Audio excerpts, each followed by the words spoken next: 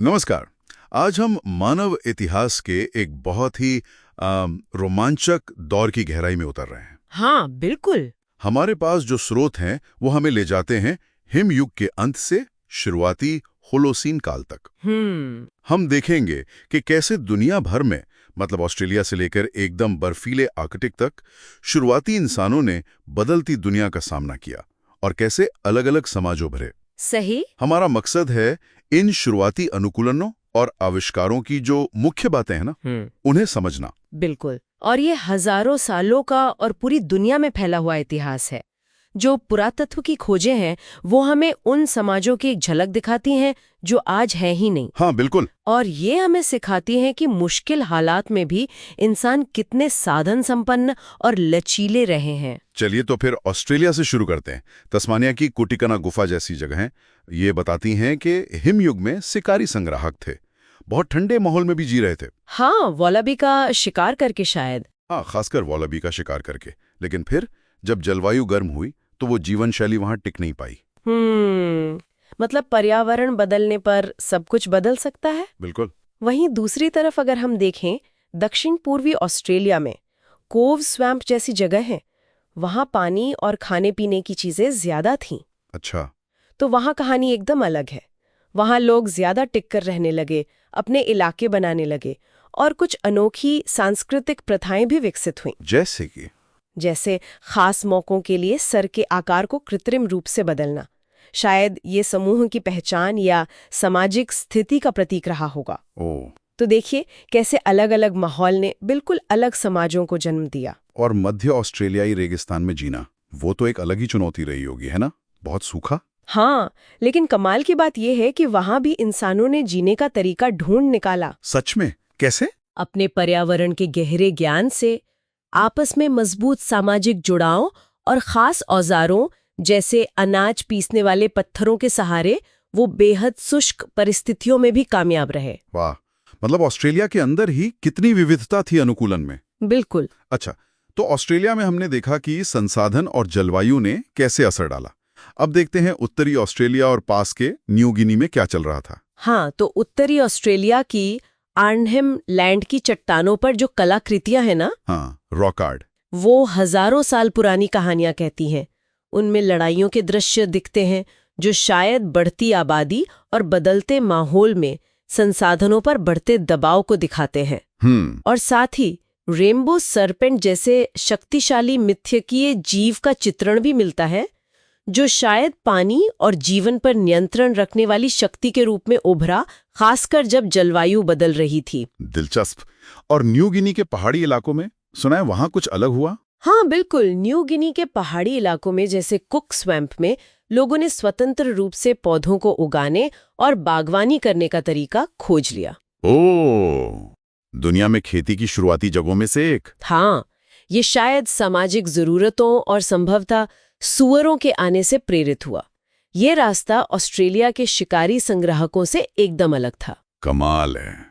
मतलब एक जैसे पर्यावरणीय बदलावों ने अलग अलग जगहों पर बिल्कुल भिन्न सामाजिक प्रतिक्रियाएं पैदा की। सही कहा। अच्छा, चलिए अब दक्षिण पूर्व और पूर्वी एशिया की ओर चलते हैं। सुंडालैंड के जो घने वर्षावन थे, वहां इंसान कैसे रहे? सबूत बताते हैं कि इंसान लंबे समय तक इन जंगलों में साधारण पत्थर के औजारों से रहते आए। और संभव है कि उन्होंने बांस जैसी चीजों से बने औजारों का भी खूब इस्तेमाल किया हो, जिनके निशान मिलना मुश्किल है। अच्छा। हाँ, पर हमें तसादे जैसी कहानियों से सावधान रहना चाहिए, जहां एक समूह को गलत तरीके से प्राचीन बताकर पेश किया गया था। हर खोज को बारीकी से परखना जरूरी होता है। कितनी बड़ी बात थी। हाँ, बहुत बड़ी। यांगजी घाटी में पेंगटाओशान और दियाओतोंगवान गुफा जैसी जगहों से पता चलता है कि चावल को जंगली घास से एक मुख्य भोजन बनाने का सफर शुरू हुआ। और कमाल की बात यह है कि इसका गहरा संबंध मिट्टी के बर्तन बनाने की कला के आविष्कार से भी था। अच्छा। बर्तन बनने से क्या हुआ? बर्तन बनने से खाना पकाना और जमा करना आसान हो गया, जिसने शायद खेती को और बढ़ावा दिया, है ना? हाँ, ये तो बहुत तार्किक लगता है। मतलब बर्तन पहले आए, जिसने खेती को संभव बनाने में मदद की, और जापान में भी तो कुछ ऐसा ही हुआ था। हाँ, जापान का जोमोन कल्चर तो अद्भुत है। यहाँ दुनिया के सबसे पुराने मिट्टी के बर्तन मिले हैं। खेती शुरू होने से भी पहले? हाँ, हजारों साल पहले। उनोहरा और फुकोई गुफा जैसी जगहों से पता चलता है कि ये शिकारी संग्राहक थे, लेकिन वे एक ही जगह टिक कर रहते थे और उनका समाज काफी जटिल था। तो ये दिखाता है कि सिर्फ खेती ही जटिल समाज का आधार नहीं होती। बिल्कुल। पूर्वी एशिया वाकई शुरुआती तकनीकी और सामाजिक नवाचार का एक बड़ा केंद्र था। लेकिन इंसान की कहानी यही खत्म नहीं होती। वे तो और उत्तर की ओर भी गए, बर्फीले इलाकों में। हाँ, अगला पड़ाव था विशाल मैमथ स्टेपी को पार करना।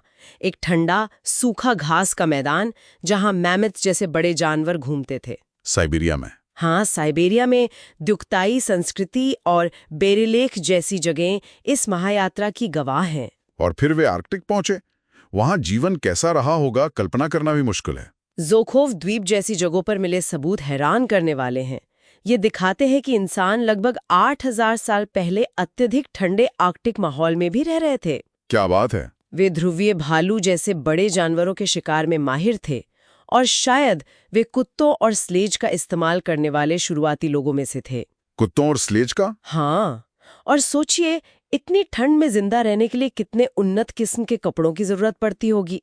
ये इंसान के अनुकूलन की चरम सीमा को दिखाता है। तो इन सारी अलग अलग जगहों और कहानियों से हम मुख्य रूप से क्या सीख सकते हैं? क्या खास बातें निकल कर आती हैं? कई गहरी बातें सामने आती हैं। पहली कि मानव इतिहास अविश्वसनीय रूप से विविध और लंबा है। दूसरी, इंसान अलग अलग और मुश्किल माहौल में ढलने की जबरदस्त क्षमता रखते हैं। हाँ, ये तो हमने देखा। तीसरी, जलवायु परिवर्तन का असर हमेशा से मानव समाजों पर बहुत गहरा और अलग अलग तरह का रहा है। चौथी, मिट्टी के बर्तन, खेती की शुरुआत, कला और जटिल सामाजिक संरचनाएं, ये सब हमारी सोच से कहीं ज्यादा पहले शुरू हो गए थे। और आखिर में ये कि बहुत सी प्राचीन मानव दुनियाएं आज खो चुकी हैं और पुरातत्व हमें उनकी बस एक धुंधली सी तस्वीर ही दे पाता है। वाकई ये चर्चा सोचने पर मजबूर करती है कि हमारी जड़ें कितनी गहरी और विविध हैं और हम कितने लचीले रहे हैं। हम उम्मीद करते हैं कि श्रोताओं को ये जानकारी उपयोगी लगी होगी। हाँ। क्या ये तरीका आपको इन जटिल विषयों को समझने में मददगार लगा? हम भविष्य में इसे और बेहतर कैसे बना सकते हैं? कृपया हमें अपनी प्रतिक्रिया भेजें। जी। और अंत में एक विचार छोड़ जाते हैं। इन प्राचीन समाजों की कहानियां जो अक्सर जलवायु परिवर्तन और उसके अनुकूल ढलने के संघर्ष के इर्द गिर्द घूमती हैं, आज की हमारी दुनिया की चुनौतियों के बारे में हमें क्या सिखा सकती हैं? इस पर जरूर सोचिएगा। सुनने के लिए धन्यवाद। धन्यवाद।